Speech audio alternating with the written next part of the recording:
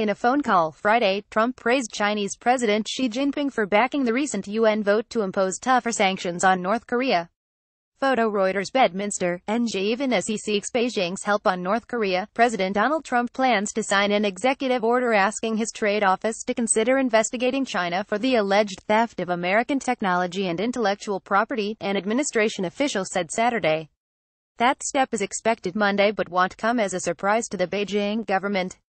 There is no deadline for deciding if any investigation is necessary. Such an investigation easily could last a year.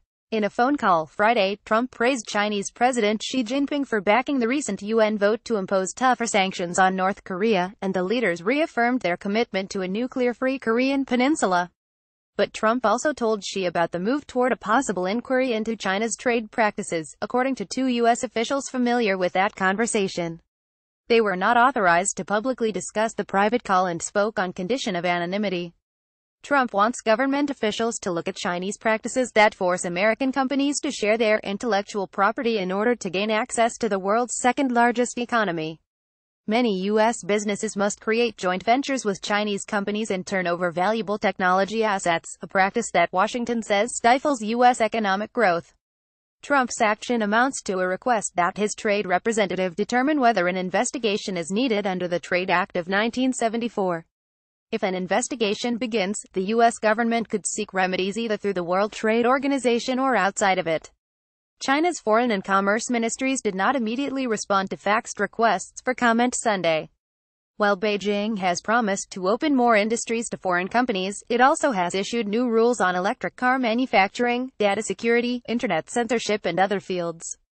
Trump, who is on a working vacation at his New Jersey golf club, said Friday that he planned to be in Washington on Monday for a very important meeting and we're going to have a pretty big press conference. It was not immediately clear whether he was talking about trade was the subject. The administration official who confirmed that Trump would sign the order contended it was unrelated to the showdown with North Korea. The official spoke on condition of anonymity to discuss the order before Trump's formal announcement.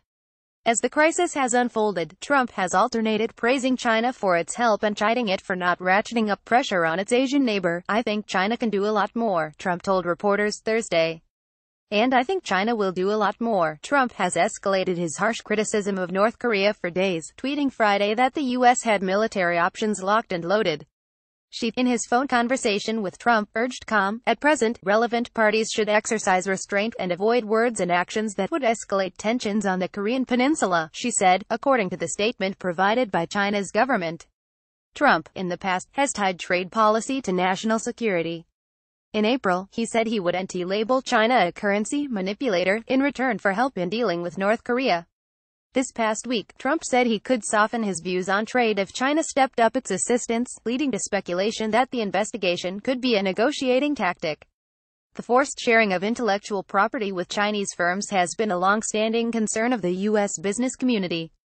A 2013 report by a commission co-chaired by Jon Huntsman, ambassador to China under President Barack Obama and Trump's nominee to be Russian envoy, pegged the losses from U.S. intellectual property theft at hundreds of billions of dollars annually that cost the U.S. economy millions of jobs.